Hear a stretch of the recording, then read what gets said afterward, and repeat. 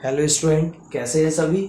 चलिएगा, आज अपन को अध्याय 3 धारा विद्युत जो करंट आपकी इलेक्ट्रिसिटी है उसका अगला पार्ट पढ़ना है, जिसका नाम है रेजिस्टेंस यानी कि प्रतिरोध। आप कहोगे सर ये रेजिस्टेंस प्रतिरोध होता क्या है। बेटा देखिएगा, हर एक वायर होता है, कोई भी मैं वायर ले लूँ, हर एक वायर का अपना प्रतिरोध होता है। जैसे ही आप उस वायर में से करंट फ्लो होती है, जैसे ही उसमें से धारा जाती है, धारा बहती है उसमें, तो वो क्या होती है, धारा का नुकसान होता है। जैसे कि वायर बनाऊं और वायर के इस सिरे से मैं 10 एम्पियर या 5 एम्पियर 5 एम्पियर धारा भेजूं, तो धारा के उस सिरे पर 5 एम्पियर नहीं मिल पाती। जैसे मैंने यहाँ पर वायर यहाँ से लेके दमोह तक एक वायर डाला, अब मैंने यहाँ से वहाँ करंट भेजा दमोह तक, बल्ब को चालू करने के लिए वहाँ पर लगा हुआ जो बल्ब था उसको चालू करने के लिए करंट फ्लो किया, तो यहाँ से 5 एम्पियर गया, लेकिन वहाँ पर उस सिरे पर 5 एम्पियर नहीं पहुँचेगा, बल्कि उससे कुछ कम पहुँचेगा। इसका मतलब बीच में धारा का नुकसान हो गया, और वायर के अंदर ही वो धारा का नुकसान हुआ है, वायर के कारण ही धारा का नुकसान हुआ है, क्योंकि वायर के पास था एक पहले से प्रतिरोध। उस प्रतिरोध ने धारा प्रवाह के मार्ग में क्या डाली, रुकावट। तो हम वो हिस्सार का क्या कहलाने लगी, प्रतिरोध। आप कहोगे सर इसका मतलब अगर प्रतिरोध नहीं होता तो धारा का नुकसान नहीं होता, यहाँ से हम 5 एम्पियर भेजते, उस सिरे पर 5 एम्पियर मिल जाती। बिल्कुल बेटा, अगर ऐसा वायर इजाद हो गया, अगर ऐसा वायर हम खोज पाए, भविष्य में फ्यूचर में ऐसा वायर डिस्कवर कर पाए, तो आपकी हजारों लाखों जो वॉट धारा का नुकसान हो जाता है वो नहीं होगा। विद्युत ऊर्जा का जो इतना सारा नुकसान हो जाता है, अपना जो इलेक्ट्रिक एनर्जी का नुकसान हो जाता है धारा को भेजने में, वो नहीं हो पाएगा। क्योंकि हर एक वायर का प्रतिरोध होता है, ऐसा अभी तक कोई वायर नहीं खोजा गया है जो सामान्य ताप पर जिसका प्रतिरोध शून्य हो। अर्थात किसी न किसी वायर, कैसा भी वायर, कितना भी अच्छा वायर क्यों ना ले लो, प्लेटिनम का वायर जिसका प्रतिरोध सबसे कम होता है वो ही क्यों ना ले लो, आप ये नहीं कह सकते कि प्लेटिनम का प्रतिरोध होता ही नहीं। सर, प्लेटिनम के तार का भी प्रतिरोध होता है, उससे कम चांदी के तार का प्रतिरोध होता है, या ये कहूँ कि उससे थोड़ा सा ज़्यादा होता है, कम नहीं होता, उससे थोड़ा सा ज़्यादा होता है प्रतिरोध। फिर उससे ज़्यादा होता है आपका एल्यूमिनियम का, फिर उससे ज़्यादा होता है तांबे का, फिर उससे ज़्यादा होता है आपका आयरन का।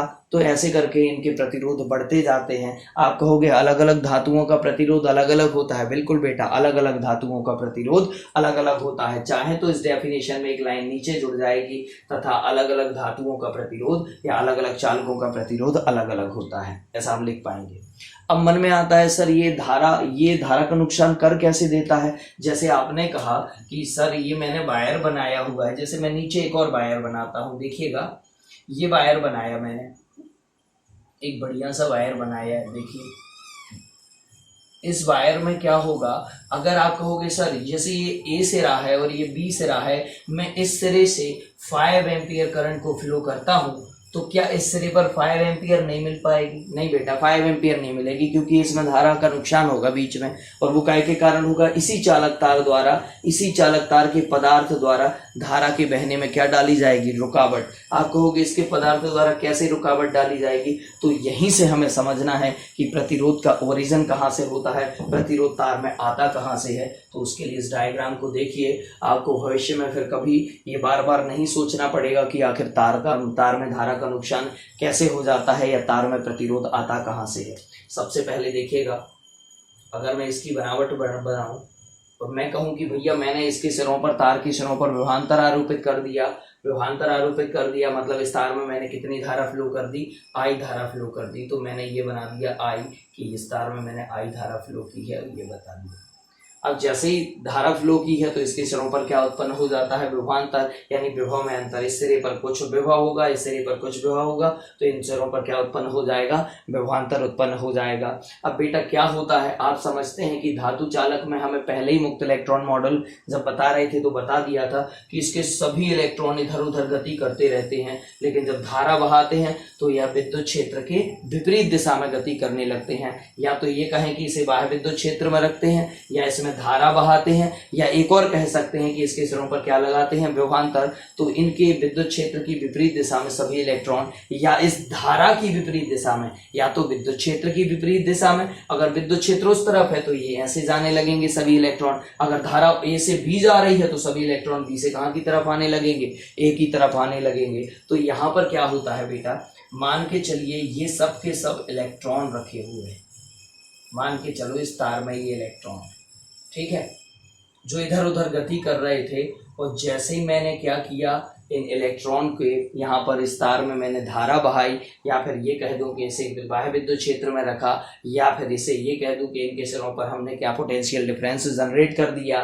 तो देखिएगा विद्युत विभवांतर लगा दिया, तब क्या होगा, ये इलेक्ट्रॉन बेटा गति करने लगेंगे, धारा इधर जा रही है तो इलेक्ट्रॉन ऐसे गति करने लगेंगे, ये आपका करंट फ्लो हो रहा है ये साइड, यानी धारा की गति, धारा की दिशा बोल सकते हैं कि ये धारा की दिशा है,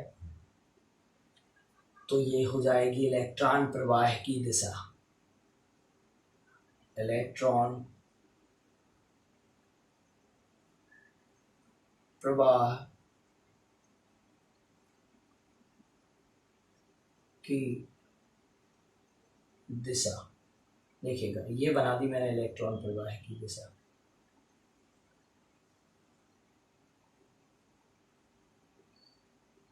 ये इलेक्ट्रॉन प्रवाह की दिशा, तो ये बना दी मैंने कहीं की दिशा, धारा प्रवाह की दिशा। अगर धारा जाएगी इधर तो इलेक्ट्रॉन विपरीत दिशा में आएंगे।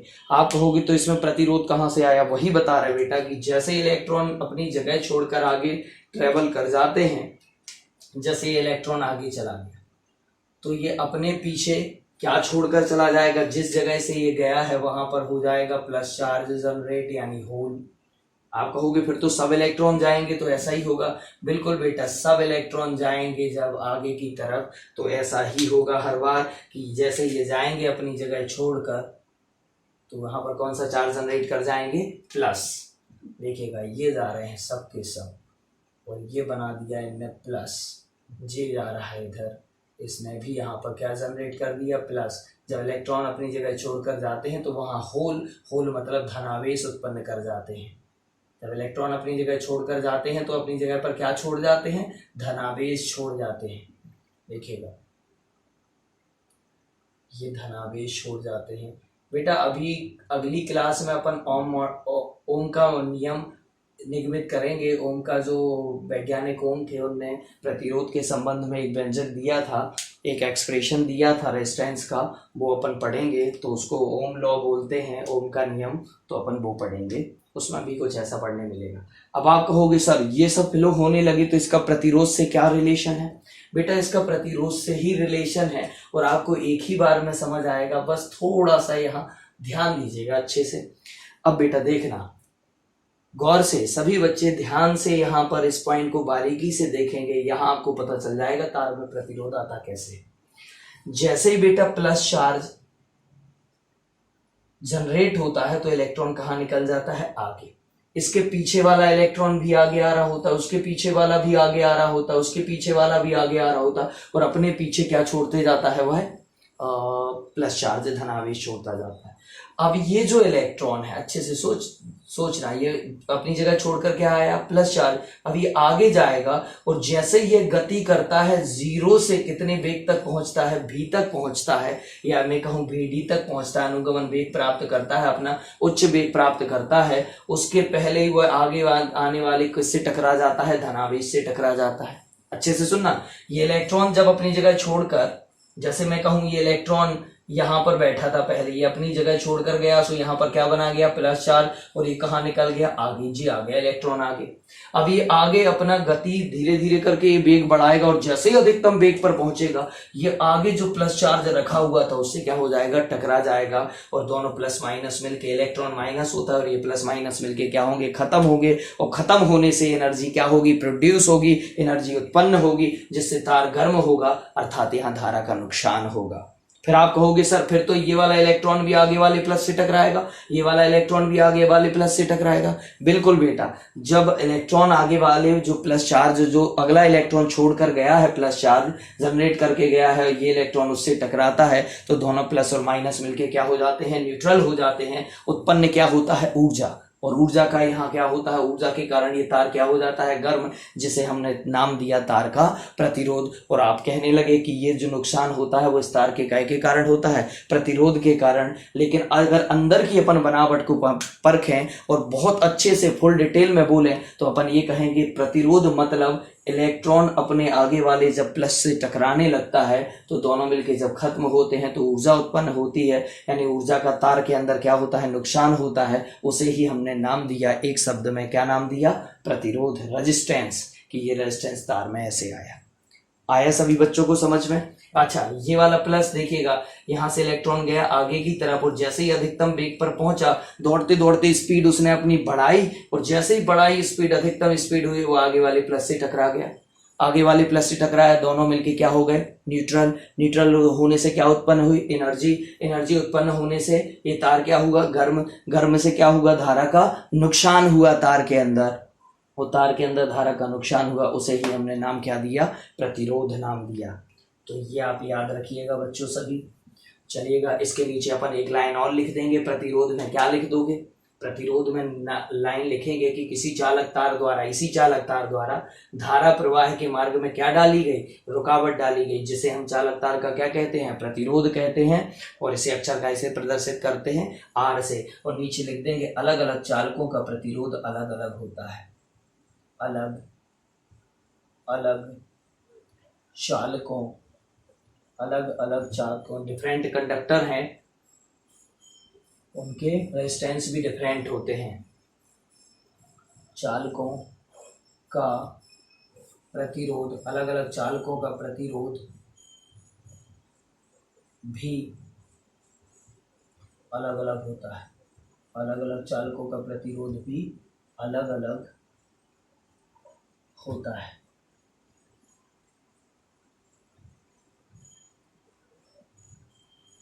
बस एक लाइन और ये ऐड कर देंगे तो हमारा क्वेश्चन का आंसर सही दिखने लगेगा।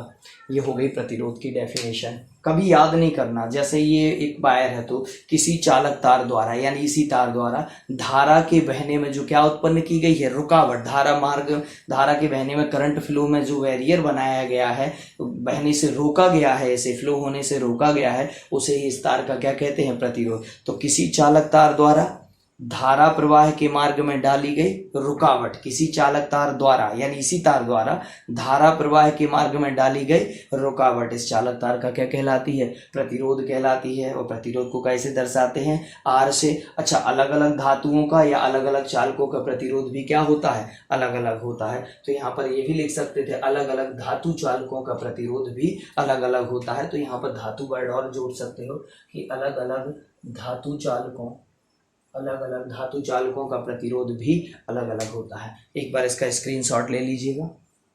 ये आधा क्वेश्चन हुआ। अब हमें प्रतिरोध का मात्रक लिखना है, फिर उसका विमेय सूत्र। सभी बच्चे स्क्रीनशॉट ले लीजिए। चलिए,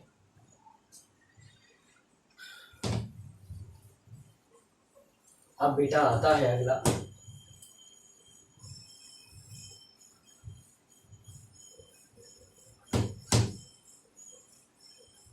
ये बड़ा आसान सा है बच्चों। आपको सभी को टेंशन नहीं लेना है कि सर क्लास उधर कब से लगाओगे, इतना अच्छा हम यहाँ पढ़ा रहे हैं। तो अभी तो आपको यहीं पढ़ना है। आप देख रहे हैं इंडोरिया में लगातार कोरोना के पेशेंट बढ़ रहे हैं। अब कोरोना के पेशेंट अगर बेटा एक भी कोचिंग में आ गया तो फिर दिक्कत खड़ी हो जाएगी। इसलिए प्लीज़ आप लोग अभी ज़्यादा फोर्स नहीं करिएगा इस बात के लिए, और थोड़ा मन को धैर्य के साथ कंट्रोल करो अपने मन को।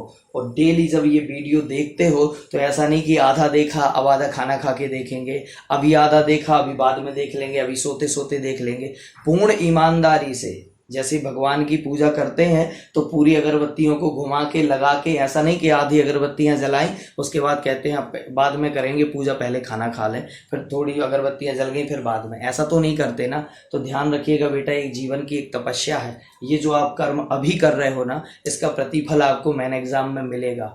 आप जो मेहनत अभी कर लोगे वो मेन एग्जाम में अलग दिखेगी। तो प्लीज़ बेटा पढ़िएगा अच्छे तसल्ली के साथ, धैर्य के साथ। एक बार वीडियो चालू कर दो, कॉपी पेन हाथ में हो, पूर्ण ईमानदारी से जब तक पूरा वीडियो खत्म ना हो जाए हिलना नहीं है अपनी जगह से।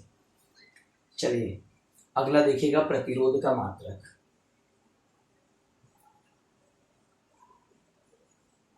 प्रतिरोध का मात्रक, unit of resistance, unit of resistance, प्रतिरोध का मात्रक।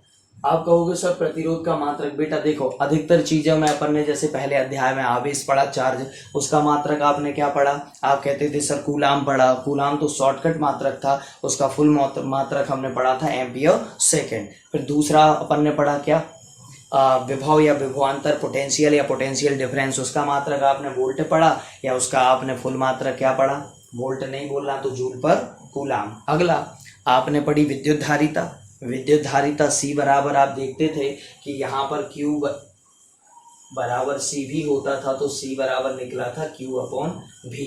ये तीसरा पार्ट पढ़ रहे थे जब आप, तो यहाँ पर धारिता या कैपेसिटेंस कैसे निकलती थी, उसका मात्रक, इसका मात्रक होता था कूलाम और इसका होता था वोल्ट, तो कूलाम पर वोल्ट, यानी कि अच्छा शॉर्टकट मात्रक कैपेसिटेंस का क्या होता था, फैराड। ऐसे ही इसका भी प्रतिरोध का एक शॉर्टकट मात्रक होता है, ध्यान रखिएगा सभी के शॉर्टकट मात्रक होते हैं। जैसे आवेश, पहले चैप्टर का नाम था आवेश, चार्ज दूसरा अपन ने पढ़ा था क्या, विभव या विभवांतर, विभव या विभवांतर।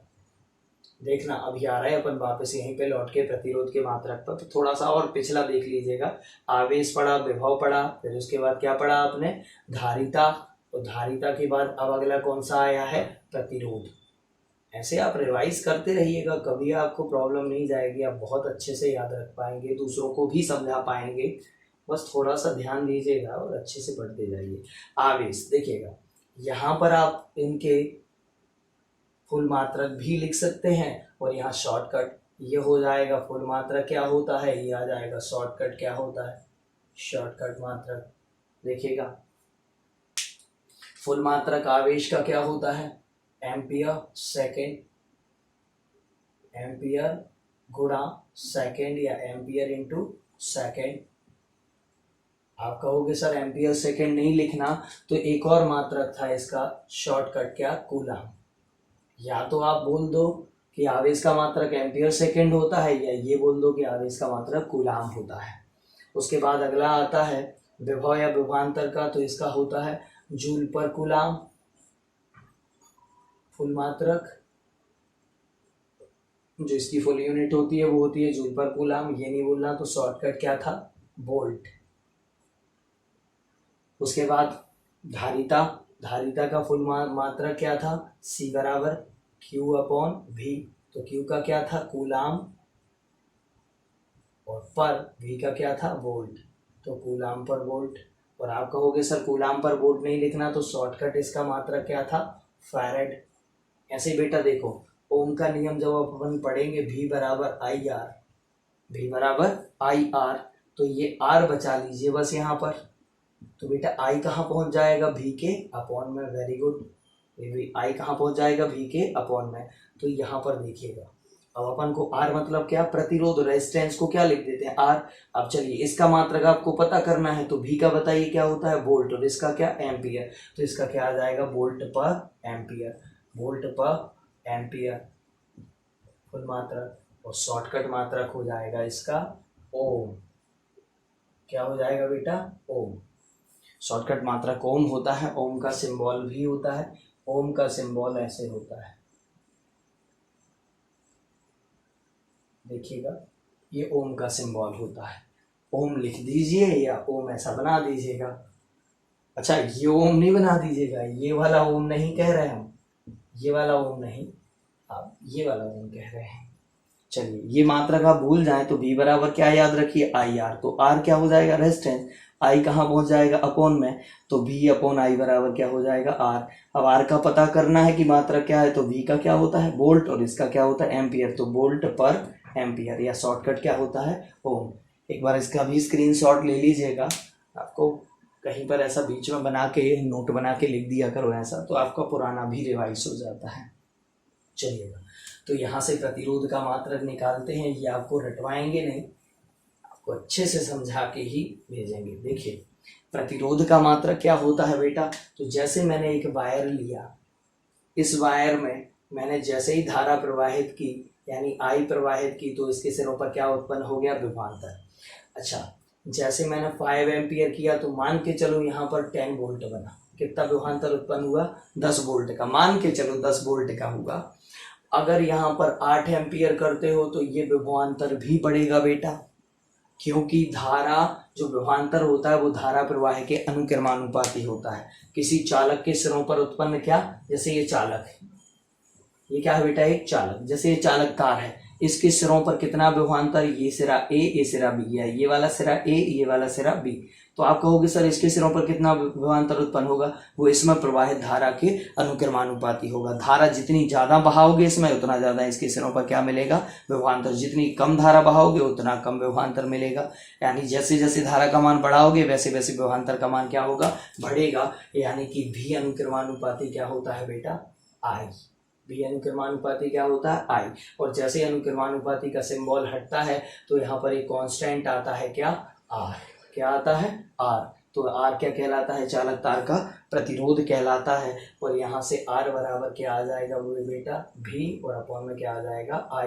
तो बताइएगा इसका मात्रक क्या हो जाएगा, इसका मात्रक हो जाएगा वोल्ट, तो इसका मात्रक क्या हो जाएगा, एम्पियर। तो वोल्ट पर एम्पियर, ये निकल गया वोल्ट पर एम्पियर। मैं इसको ब्रैकेट में बना देता हूँ, ये बना दिया मैंने वोल्ट पर एम्पियर। चलिए, तो यहाँ से प्रतिरोध के मात्रक की डिस्कस कर लेते हैं। ये तो कहाँ से आया है, पहले मात्रक लिखते हैं, वोल्ट पर एम्पियर, या वोल्ट बटे एम्पियर, या वोल्ट अपॉन एम्पियर, या एक और मात्रक होता है, तो यहाँ स्टार एस्ट्रिक बना के लिख देते हैं, स्टार बना के। एक और होता है ओम,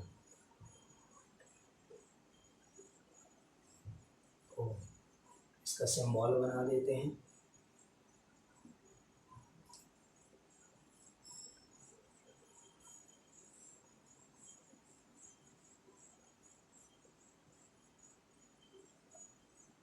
ये बना दिया अंदर ओम। तो इसका मात्रक क्या हो गया, वोल्ट पर एम्पियर या फिर ओम। एक बार इसका भी स्क्रीनशॉट ले लीजिएगा। अब इसके हम आते हैं विमीय सूत्र पर। चलिए, हो गया।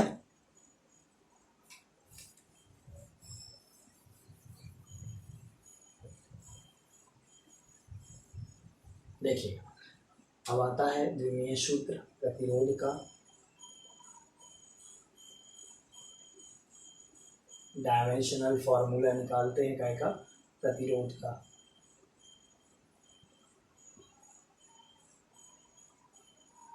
प्रतिरोध विमीय सूत्र आप जानते हैं। अभी विमीय सूत्र कैसे निकलता है सभी अब बहुत अच्छे से समझ गए होंगे कि विमीय सूत्र निकालने के लिए सर सबसे पहले जिसका विमीय सूत्र निकालना है, जिसका डायमेंशनल फॉर्मूला निकालना है, उसकी पहले यूनिट बताओ, उसका मात्रक बताओ। तो प्रतिरोध का मात्रक अभी आपने याद किया, प्रतिरोध का मात्रक। अच्छा, कौन सा वाला, शॉर्टकट नहीं, फुल वाला, कौन सा, वोल्ट पर एम्पियर। वोल्ट पर एम्पियर होता है, ये हो गया। अब आप कहोगे सर ये सब के सब कहाँ पूछने के लिए आते हैं, नीचे पूछने के लिए आते हैं, एम के पास, एल के पास, टी के पास और ई के पास। आप कहोगे क्या पूछने आते हैं, बेटा ये क्लास में ऐसी टर्म अपन बार बार उपयोग की है कि पूछने आते हैं, ताकि आपको बहुत जल्दी याद हो जाए। ये याद रखने का एक तरीका होता है, चीज़ों को बड़े अच्छे से करने का एक तरीका होता है। यही तरीका है कि बोल्ट पूछने आएगा, कि बोल्ट पूछेगा क्या मैं मास हूँ, तो आंसर आएगा नहीं, मास नहीं है। बोल्ट लेंथ नहीं है, बोल्ट टाइम नहीं है, टाइम कभी बोल्ट में नहीं दिया जाता, ऐसी धारा कभी भी बोल्ट में नहीं नापी जाती। तो बोल्ट को हम चेंज कर देंगे। आप कहोगे जिसको इन चारों में ना लिख पाए उसे हम चेंज कर देंगे, बिल्कुल। तो बेटा पहले बोल्ट पूछने आएगा, फिर कौन पूछने आएगा, एम्पियर। अभी बोल्ट पूछने आया तो बोल्ट के लिए मना कर दिया कि भैया इन चारों में से कुछ नहीं लिख सकते। तो बोल्ट क्या होता है, जूल पर कूलाम।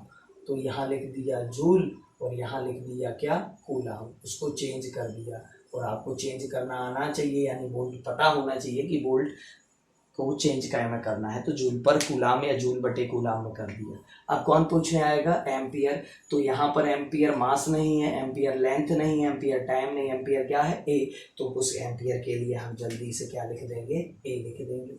जिसको लिख पाएंगे उसे लिख देंगे, और जिसको नहीं लिख पाएंगे उसे हम क्या कर देंगे, चेंज। अब कौन पूछने आएगा, जूल। फिर कौन पूछने आएगा, कूलाम। जूल मास नहीं है, जूल कभी भी मास किलोग्राम में मापा जाता है, ग्राम में मापा जाता है, मिलीग्राम में मापा जाता है, लेकिन कभी भी मास जूल में नहीं मापा जाता। ऐसी लंबाई कभी भी जूल में नहीं नापी जाती, ना ही यहाँ टाइम को मापा जाता है जूल में, धारा को तो कभी नहीं मापा जाता जूल में। तो अपन जूल को चेंज कर देंगे, जूल काय का मात्रक है, वर्क का, वर्क कार्य का, कार्य बराबर क्या होता है, फोर्स इंटू डिस्प्लेसमेंट, बल गुणा विस्थापन। तो यहाँ जूल कार्य का मात्रक है और कार्य बराबर होता है क्या, बल गुणा विस्थापन, फोर्स इंटू डिस्प्लेसमेंट, विस्थापन कहलाता है डिस्प्लेसमेंट। चलिए अब कौन पूछने आएगा, कूलाम। कूलाम भी ना मास है, ना लेंथ है, ना टाइम है, ना एम्पियर, ये चारों ही चीजें। मास कभी कूलाम में नहीं मापा जाता, लंबाई भी नहीं कूलाम में, टाइम भी नहीं, और धारा तो कभी नहीं। इसलिए कूलाम को चेंज कर देंगे। कूलाम को अभी आपने सीखा था, कूलाम को और क्या लिख सकते हैं, तो एम्पियर सेकेंड। क्या लिख सकते हैं, एम्पियर सेकेंड। बेटा वैसे भी त्वरण का तो सभी को याद हो गया होगा, कितनी बार त्वरण का यूज कर चुके हैं। अच्छा ए ज्यों का त्यों लिख दिया। अब कितने लोग पूछ रहे हैं, 1 2 3 और 4, किनके पास, MLTA के पास। चलिएगा, बल इन चारों में से कुछ भी नहीं है। बल ना तो मास कभी बल में मापा जाता है न्यूटन में, तो बल को चेंज करेंगे। बल बराबर होता है द्रव्यमान गुणा त्वरण। अच्छा ये कुल मिला के बेटा ऐसे 6-7 डेफिनेशन ही लगती हैं छोटी छोटी, जहाँ ऐसा चेंज, जैसे बोल्ट को चेंज करना सीख लो, जूल को और बल को, इनको चेंज करना सीख लो। इनके अलावा 7-8 से ज़्यादा है ही नहीं, सारे डायमेंशनल फॉर्मूले बन जाते हैं। उसके बाद देखिएगा बेटा, ये बल को चेंज कर दिया, अब कौन बचा, विस्थापन पूछने जाएगा। तो विस्थापन एक क्या है, लंबाई। जैसे पेन मेरा यहाँ रखा था, यहाँ से उठा के यहाँ रख दिया, तो इतनी लंबाई वो क्या हो गया, विस्थापित। तो विस्थापन या डिस्प्लेसमेंट को क्या लिख दोगे, एल, लंबाई, लेंथ। एम्पियर आएगा पूछने, मास नहीं है, लेंथ नहीं है, टाइम नहीं, एम्पियर को क्या लिख दोगे, ए। अर्थात जिनको हम लिख पाएंगे सो लिख लेंगे, और जिनको नहीं लिख पाएंगे उनको क्या कर देंगे, चेंज। एम्पियर को ए लिख दिया। सेकंड के लिए इनमें से क्या लिखेंगे, सबको पता है, क्या लिख देंगे, टी। और इनटू में पहले से क्या लिखा हुआ है, ए। देखिएगा बेटा द्रव्यमान क्या होता है, मास। तो अब अगला स्टेप आ जाइए, अब द्रव्यमान पूछने जाएगा तो उसको क्या लिख देंगे, एम। बेटा त्वरण का सबने याद करके रखा है, शायद मैं जब ये कह रहा हूँ सभी बच्चों को याद आ गया होगा कि सर त्वरण के लिए लिखते हैं, क्या लिखते हैं, एल टी की पावर -2। वेरी गुड, यही याद आया होगा आप लोगों को, इनटू, और यहाँ पर क्या आ जाएगा, एल। जबकि मैंने इसको त्वरण को भी चेंज करना सिखाया है। कैसे सिखाया है कि त्वरण बराबर होता है बेटा क्या, वेग बटे समय होता है ना, और वेग बराबर क्या होता है, विस्थापन बटे समय। तो समय कितने हो जाएंगे नीचे, 2, तो हो जाएगा समय का क्या, वर्ग। विस्थापन को क्या लिख दोगे, एल, और समय को क्या लिख दोगे, टी का स्क्वायर। और ये जब ऊपर जाएगा तो एल टी की पावर में कितना आएगा, -2। बार बार जरूरत पड़ती है, इसलिए पहले ही कह दिया था कि त्वरण का याद कर लेना, कितना, एल टी -2। शायद 60 से 65% भी सूत्रों में त्वरण बीच में आ जाता है, तो इतना अपन को नहीं करना पड़ेगा। इसलिए देखिए द्रव्यमान को m लिखा और त्वरण को डायरेक्ट LT -2, और इनटू में क्या है, l। ए का ए में मल्टीप्लाई होगा, सो ए का हो जाएगा क्या, स्क्वायर, और यहाँ पर क्या आ जाएगा, t। चलिए इकट्ठा कर लीजिए अब सबको, m एक ही है तो 1 हो गया, l कितने हैं, 2 हैं, सो l का क्या हो जाएगा, स्क्वायर। उसके बाद a ऊपर जाएगा, सो a के ऊपर कितना आ जाएगा, a के ऊपर -2, और टी ऊपर जाएगा, या ए को बाद में ले जाइए, पहले टी को ले जाइए, बोलिए, फर्क नहीं पड़ता कि आगे पीछे क्रम हो गया। टी के ऊपर 1 है ना, ऊपर जाके कितना होगा, -1, और -2 पहले से है, तो टी के ऊपर कितना हो जाएगा, -3, और यहाँ ए के ऊपर कितना हो जाएगा, -2। बनेगा बेटा सबसे, ये फिर इसे काय में बंद कर देंगे आप, मैट्रिक्स में। ये हो गया इसका विमीय सूत्र, काय का, प्रतिरोध का। चलिए एक बार स्क्रीनशॉट ले लीजिएगा इसका। उम्मीद करते हैं सभी बच्चे ध्यान से समझ रहे होंगे, ईमानदारी से समझ रहे होंगे। खैर ईमानदारी आपके हाथ में है, मैं तो आपको देख नहीं रहा हूँ, तो शायद आप अपने प्रति ईमानदार होंगे, यही उम्मीद करते हैं। तो जितने ईमानदार होंगे ईश्वर आपका मेन एग्जाम में उतनी ही मदद करेंगे, वो आपको बहुत हेल्प करेंगे। आप जो पढ़ेंगे वही आएगा एग्जाम में। ईमानदार रहिए, ईमानदार रहने के कई फायदे होंगे। इसको साफ करता हूँ। अब अगला क्वेश्चन है बेटा कि ये जो प्रतिरोध तो आपने पढ़ा दिया हमें, हम समझ भी गए कि तार में प्रतिरोध आता कहाँ से है, ये अच्छे से समझ गए। लेकिन प्रतिरोध, जैसे प्रतिरोध है तार का, वो चेंज किया जा सकता है क्या? बिल्कुल बेटा, चेंज किया जा सकता है। प्रतिरोध को प्रभावित करने वाले कारक हैं, प्रतिरोध को प्रभावित करने वाले कुछ कारक हैं। कारक है मतलब ऐसी चीजें हैं जिनके आधार पर अपन रेजिस्टेंस की वैल्यू को चेंज कर सकते हैं। अब रेजिस्टेंस की वैल्यू को चेंज करने के लिए देखिएगा क्या क्या होना चाहिए या क्या क्या होता है। तो सबसे पहले आता है कि प्रतिरोध को प्रभावित करने वाले कारक लिखिए। क्वेश्चन आता है कि क्या प्रतिरोध को प्रभावित करने वाले कारक, प्रतिरोध को प्रभावित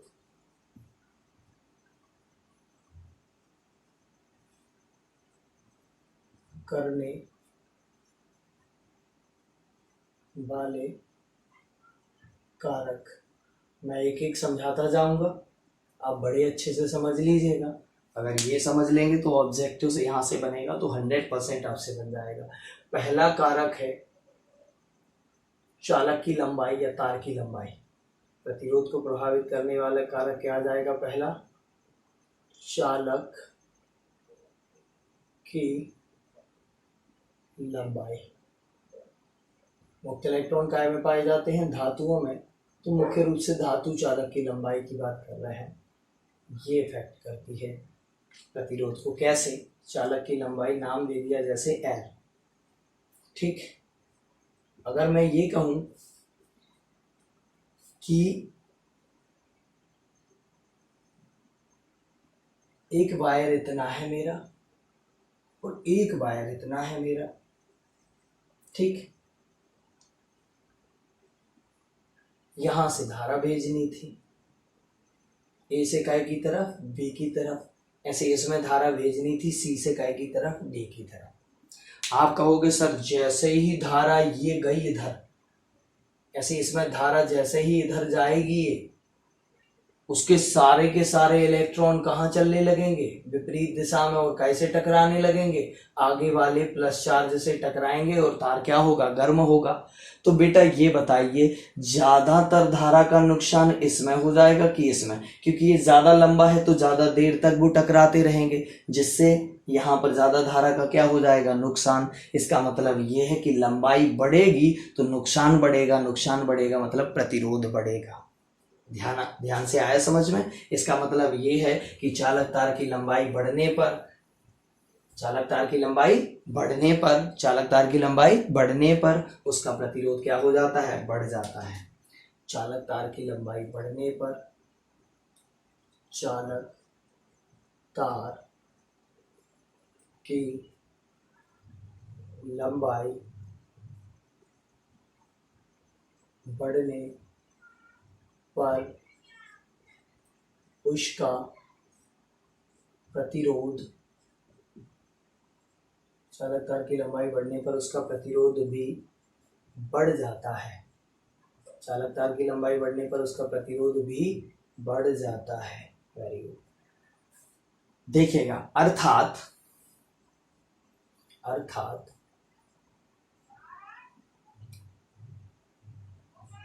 चालक तार की लंबाई बढ़ेगी सो उसका क्या बढ़ेगा? प्रतिरोध, अर्थात R अनुक्रमानुपाती L होता है।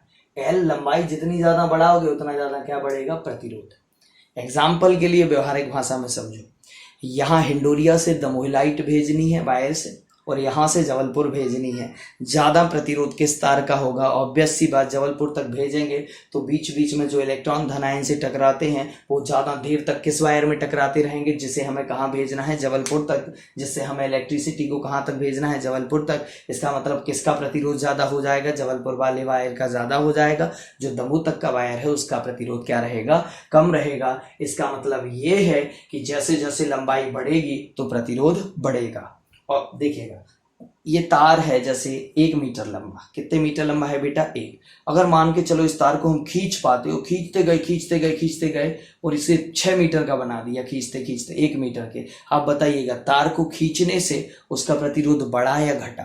बेटा जैसे ही तार अगर खिंचता जाएगा, बीच में से टूटे ना, बस खिंचता जाए, तो ध्यान रखिएगा चूंकि उसकी लंबाई बढ़ गई तो 100% उसका क्या बढ़ जाएगा, प्रतिरोध बढ़ जाएगा, यानी उसमें ज़्यादा धारा का नुकसान होगा। आया समझ में? चलिए इसका सेकेंड पार्ट देखिएगा। दूसरा चालक, दूसरा है चालक के अनुप्रस्थ काट का, चालक के अनुप्रस्थ काट का क्षेत्रफल, या इतना सब नहीं बोलना तो बोल सकते हो चालक की मोटाई। क्या बोल सकते हो? चालक की मोटाई, विड्थ, मोटाई। चालक की मोटाई, चालक कितना मोटा है तो देखिएगा इधर चालक की मोटाई डैश करके लिख देंगे इसमें कि चालक की मोटाई बढ़ने पर उसका प्रतिरोध कम हो जाता है। ये उल्टा है, चालक के अनुप्रस्थ काट का क्षेत्रफल, चालक के अनुप्रस्थ काट का क्षेत्रफल बढ़ने पर उसका प्रतिरोध कम हो जाता है, कम हो जाता है। अर्थात करके यहाँ पर भी एक पॉइंट आएगा, देखिएगा क्या आएगा कि R इनवर्सली प्रोपोर्शनल होता है उसके एरिया के अनुप्रस्थ काट के क्षेत्रफल के। आप कहोगे सर ये अनुप्रस्थ काट क्या होता है? बेटा देखिएगा, ये जैसे वायर का एक टुकड़ा हम काट के ले आए, तो ये जो आपको गोला भाग दिख रहा है ना, ये वाला, ये उसके अनुप्रस्थ काट का क्या होता है? क्षेत्रफल। अच्छा, जितना ज़्यादा ये मोटा होगा इसका मतलब वायर भी उतना मोटा होगा। जितना ज़्यादा ये घेरा छोटा दिखेगा आपको, सर्कल ये कैसा दिखेगा? छोटा, वो तार उतना क्या चला जाएगा? पतला। यानी कि जब भी ए बढ़ता है तो उसकी क्या बढ़ती है? मोटाई। मतलब ये बात कह रहे हैं हम। अब देखो बेटा, तार जब मोटा हो जाता है तो उसके जो इलेक्ट्रॉन विपरीत दिशा में गति करते हैं, उनको गति करने के लिए क्या मिल जाता है? स्पेस मिल जाता है।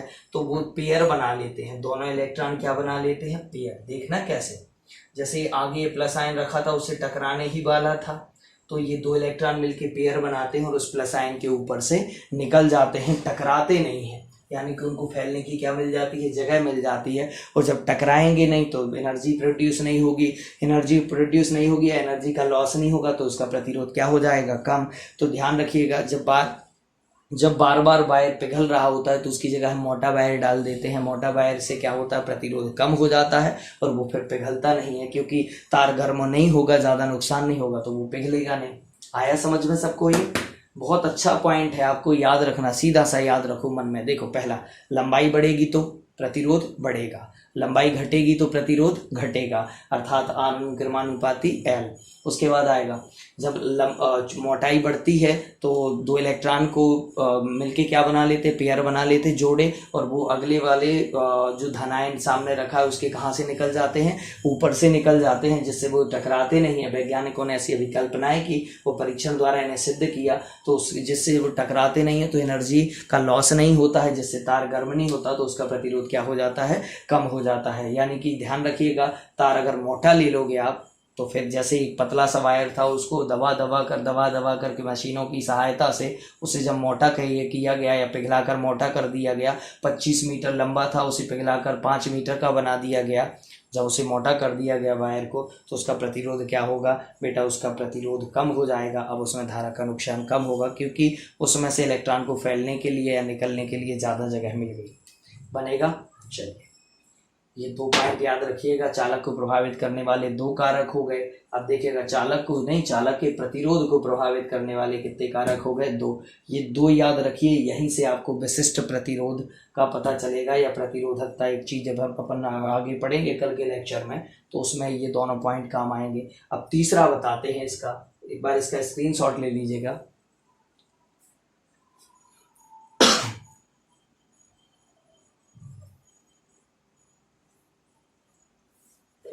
चलिए देखिए यहाँ पर,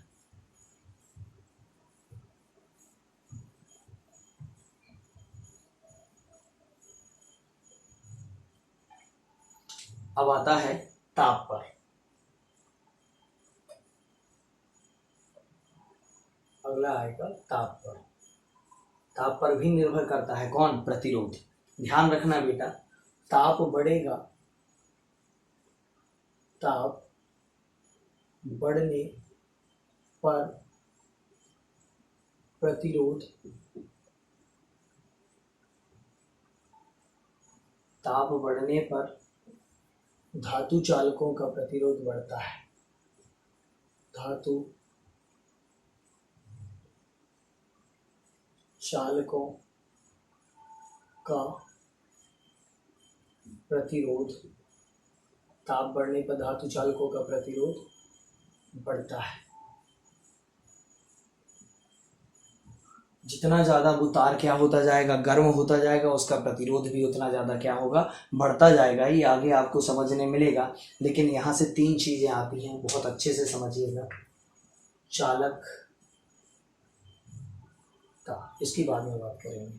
सबसे पहले देखिएगा, ताप एक टर्म है क्या? ताप।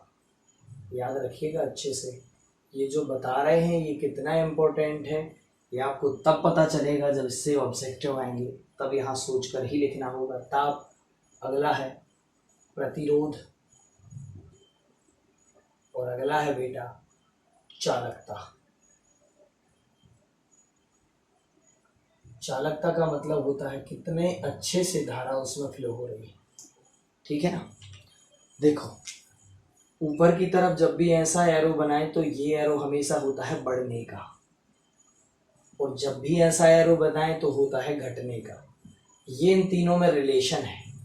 ताप बढ़ता है जब, सो प्रतिरोध बढ़ जाता है, और जब किसी का प्रतिरोध बढ़ता है तो उसमें धारा का नुकसान ज़्यादा हो जाता है, पहुंचती कम है, यानी उसमें धारा कम जाती है, तो उसकी चालकता क्या हो जाती है? घट जाती है। तो क्वेश्चन कभी कभी आ जाता है कि ताप बढ़ाने से चालकता क्या होती है? तो ताप बढ़ाने से धातुओं की, ध्यान रखना बेटा, धातुओं की संबंध में ये बात कर रहे हैं, धातु चालकों। देखो ये कर दिया मैंने डबल इन्वर्टेड कामा में, क्योंकि आप कहोगे सर ये विलयन भरा हुआ है, यहाँ पर ताप बढ़ाएंगे तो चालकता, वहाँ उल्टा होता है बेटा। यहाँ ताप बढ़ा, चालकता क्या हो गई? कम। जबकि विद्युत अपघट्ट में क्या होगा? ताप बढ़ाएंगे तो चालकता भी बढ़ेगी, वहाँ पर बढ़ेगी, या कि यहाँ क्या होती है? घटती है, क्योंकि यहाँ विद्युत अपघट्ट नहीं है, यहाँ पर क्या है बेटा? धातु चालक यानी वायर है। तो समझ में आया? यहाँ पर ताप बढ़ेगा, ये इंक्रीज होगा तो रेजिस्टेंस भी इंक्रीज होगा, और उसकी जो कंडक्टर रहता है, कंडक्टेंस होती है, चालकता होती है, वो क्या हो जाएगी? डिक्रीज हो जाएगी।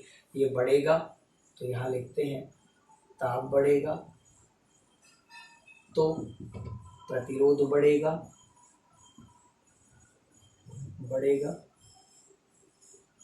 तो चालकता घटेगी।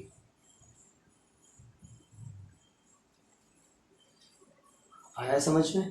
ताप बढ़ेगा तो प्रतिरोध बढ़ेगा, ताप बढ़ेगा तो प्रतिरोध बढ़ेगा, प्रतिरोध बढ़ेगा तो चालकता घटेगी। समझ में आया?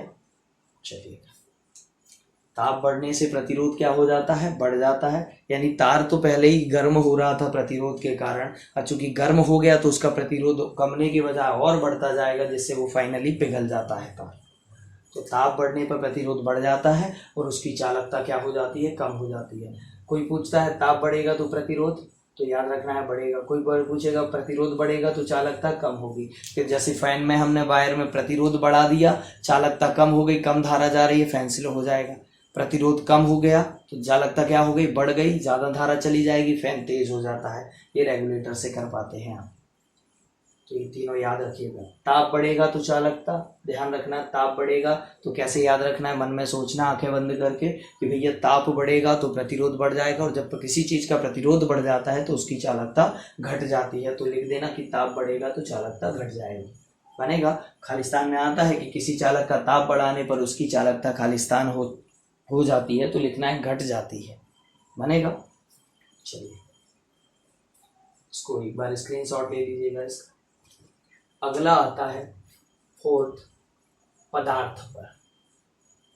चालक के पदार्थ पर। प्रतिरोध काय पर निर्भर करता है? चालक के पदार्थ पर। तो यहां लिख देना है अलग अलग धातु चालकों का प्रतिरोध भी अलग अलग होता है। अलग अलग धातु चालकों का प्रतिरोध, अलग अलग धातु चालकों का प्रतिरोध भी अलग अलग होता है।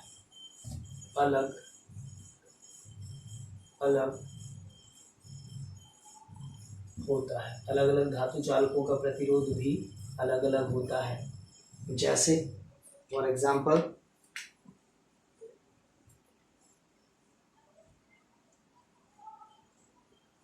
प्लेटिनम, प्लेटिनम Pt लिख दिया। ये प्लेटिनम का सबसे कम होता है, तो कम की तरफ क्या होता है, ये ऐसा सिंबल होता है। तो उससे ज्यादा काय का होता है? चांदी का। ये क्या लिखा जा रहा है? प्रतिरोध। प्रतिरोध ध्यान रखिएगा। प्रतिरोध सबसे कम किसका? प्लेटिनम का। उससे ज्यादा काय का? चांदी का। उससे ज्यादा काय का? एल्यूमिनियम का।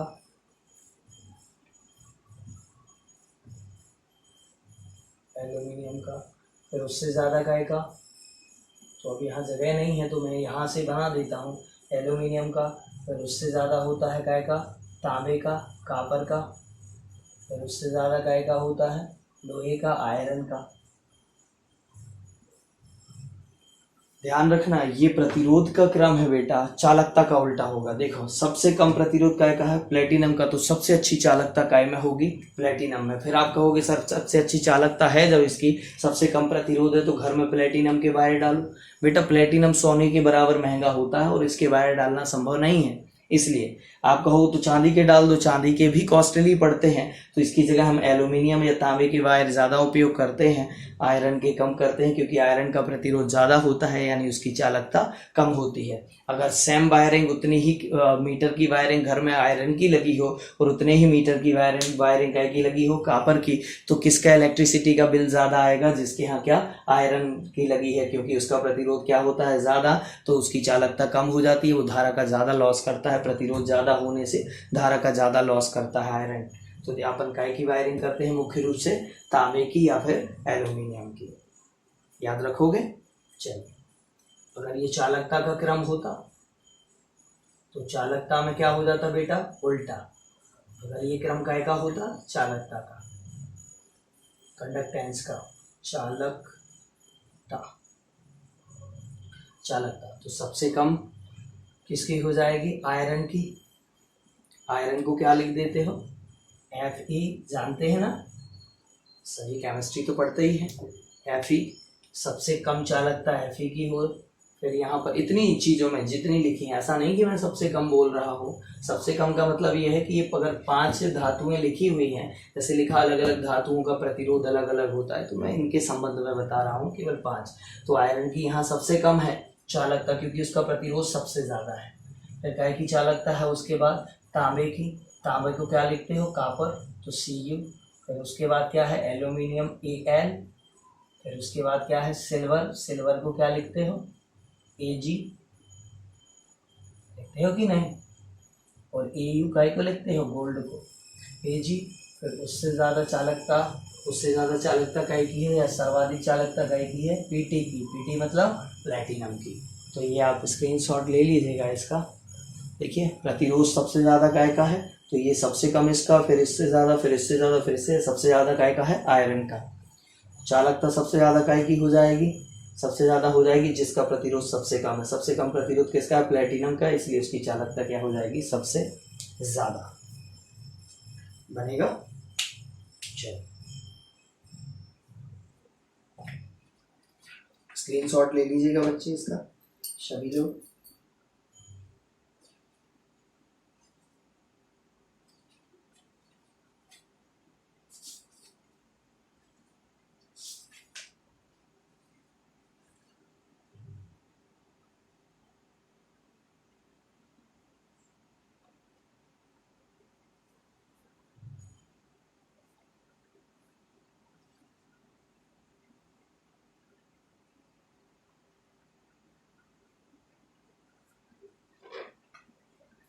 चलिए अब बेटा अंतिम क्वेश्चन, बहुत छोटा सा क्वेश्चन है, एक डिस्कस करते हैं। ये जो चालकता पढ़ ही रहे हैं जब अपन, तो यहाँ से एक चालकता के विषय में एक चीज निकल कर आती है कि सर चालकता आपने पहले जब पढ़ा रहे थे तो शुरू में कहा था कि चालकता धातुओं में मुक्त इलेक्ट्रॉन के कारण होती है और गैसों में और लिक्विड में काय के कारण होती है, तरल में या गैस में काय के कारण होती है, तो हमने कहा था आयनों के कारण। तो यहाँ आता है धातु चालकों, धातुओं या धातु चालकों और विद्युत अपघट्य, धातु चालकों और विद्युत अपघट्य, धातु चालकों और विद्युत अपघट्य की चालकता में क्या अंतर है। चालकता में अंतर, क्वेश्चन क्या बनेगा, धातु चालकों और विद्युत अपघट्य की चालकता में क्या अंतर है, ये क्वेश्चन बनेगा। धातु चालकों और विद्युत अपघट्य की चालकता में क्या अंतर है। बड़ा आसान सा है। पहला, धातु चालकों में चालकता काय के कारण होती है, मुक्त इलेक्ट्रॉन के कारण होती है, जबकि विद्युत अपघट्य की चालकता आयनों के कारण होती है। फिर से सुनना, धातु चालकों की चालकता काय के कारण होती है बेटा, मुक्त इलेक्ट्रॉनों के कारण, जबकि विद्युत अपघट्य की चालकता काय के कारण होती है, आयनों के कारण। पहला अंतर। उसके बाद दूसरा अंतर आ जाएगा, धातु चालकों का यदि ताप बढ़ा दोगे तो मन में आया ताप बढ़ेगा सो क्या बढ़ जाएगा, प्रतिरोध, और उसकी चालकता क्या हो जाएगी, कम। तो बोलेंगे धातु चालकों का ताप बढ़ाने पर उनकी चालकता कम हो जाती है। धातु चालकों का यदि ताप बढ़ा दोगे तो फिर उसमें इतने अच्छे से करंट फ्लो नहीं हो पाएगा, यानी उसकी चालकता क्या हो जाएगी, कम हो जाएगी। जबकि विद्युत अपघट्य का ताप बढ़ाने पर उसकी चालकता बढ़ती है, क्योंकि उतने ज़्यादा से ज़्यादा आयन बनते हैं और वो जल्दी जल्दी गति करते हैं, जिससे उसकी चालकता बढ़ जाती है। तो क्या बोलोगे अगला सेकंड पॉइंट, धातु चालकों का ताप बढ़ाने पर उनकी चालकता घट जाती है, जबकि विद्युत अपघट्य का ताप बढ़ाने पर उसकी चालकता बढ़ जाती है। अगला आता है लास्ट पॉइंट, थर्ड। फिर से समझिएगा बेटा, ये दोनों पॉइंट बड़े अच्छे हैं, आसान है, याद रखना है। धातु चालकों में चालकता है मुक्त इलेक्ट्रॉनों के कारण होती है, जबकि विद्युत अपघट्य की चालकता आयनों के कारण होती है। धातु चालकों का ताप बढ़ाओगे तो क्या होगा, धातु चालकों का ताप बढ़ाने पर उसकी चालकता बढ़ जाती है, घट जाती है, जबकि विद्युत अपघट्य का ताप बढ़ाने पर उसकी चालकता बढ़ जाती है। विद्युत अपघट्य में ताप बढ़ेगा सो आयन जल्दी जल्दी गति करते हैं, जिससे उसकी चालकता क्या हो जाती है, बढ़ जाती है। इसका विपरीत या इसका उल्टा काय में होता है, धातुओं में। कि चालकता बढ़ा, अगर उसकी आप उसका ताप बढ़ा दोगे तो उसकी चालकता क्या हो जाएगी, कम हो जाएगी। इतना आप याद रख पाएंगे। कितने पॉइंट हो गए, 2। अब देखिएगा थर्ड पॉइंट है जो, वो कठिन नहीं है बेटा। थर्ड पॉइंट के लिए थोड़ा सा आपको सोचना पड़ता है। जैसे अपन अभी पुराना पढ़ते आ रहे हैं, पुराने में आपने चालकता के विषय में 2-3 चीज़ें एक जान के रखी हैं कि जैसे चालकता इस बात पर निर्भर करती है कि उसका प्रतिरोध कितना है। जिनमें प्रतिरोध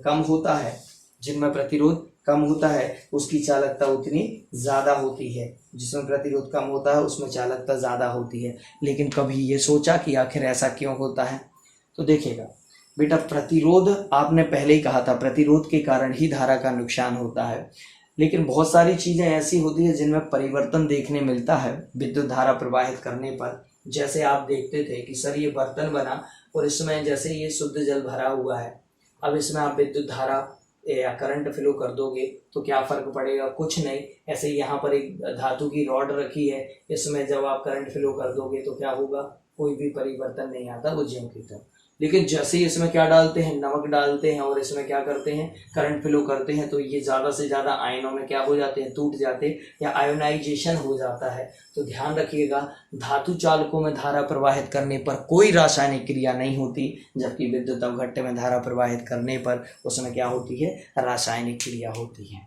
तो कितने अंतर हो जाएंगे, 3। पहला अंतर क्या, धातुओं में चालकता काय के कारण, मुक्त इलेक्ट्रॉनों के, और विद्युत अपघट्ट में चालकता काय के कारण, आयनों के कारण। धातु चालकों का ताप बढ़ाओगे तो चालकता क्या हो जाएगी, घट जाएगी, जबकि विद्युत अपघट्ट का ताप यदि बढ़ाते हो तो चालकता भी बढ़ जाती है। और यहाँ पर सीधा सा धातु चालकों में क्या करोगे, रासायनिक क्रिया कब होती है या नहीं होती, तो यहाँ लिखेंगे भैया धातु चालकों में कोई रासायनिक क्रिया नहीं होती है। जब हम धातु चालकों में क्या बहाते हैं, धारा या करंट फ्लो करते हैं, तो इनमें कोई रासायनिक क्रिया नहीं होती है। जबकि विद्युत अपघट्ट में धारा प्रवाहित करने पर, करंट फ्लो करने पर, उसमें रासायनिक अपघटन या रासायनिक क्रिया होती है।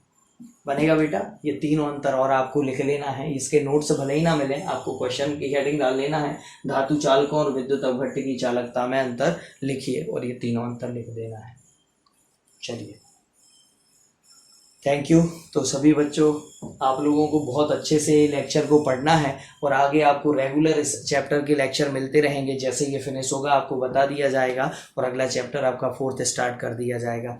लेकिन आप इस भ्रम में ज़्यादा ना रहें कि ये सर वापस करवाओगे कि नहीं, आपने क्लास में बोल दिया था। आप ऐसे मत समझो कि ये क्लास में बोल दिया था तो हम करवाएंगे ही, ऐसा कुछ नहीं है। ऐसा बोल दिया तो शायद अब आप लोग उतना ज़्यादा ध्यान नहीं देते हो, सोचते हो अब उधर तो मिलेगा ही पढ़ने के लिए। अगर ऐसा रहा तो फिर नहीं हम पढ़ाएंगे। तो प्लीज़ आप लोग बहुत अच्छे से समझ कर पढ़िए। इतना विश्वास रखिएगा कि ये चीज़ आपने कर ली तो आपकी 100% हो गई। आप कहीं पर भी एग्ज़ाम में कैसे भी घुमा के पूछ लें, आपसे बननी चाहिए। तो प्लीज़ पढ़िए, बहुत अच्छे से ध्यान लगाकर लेक्चर को एक ही बार में पूरा फिनिश कीजिए। Thank you.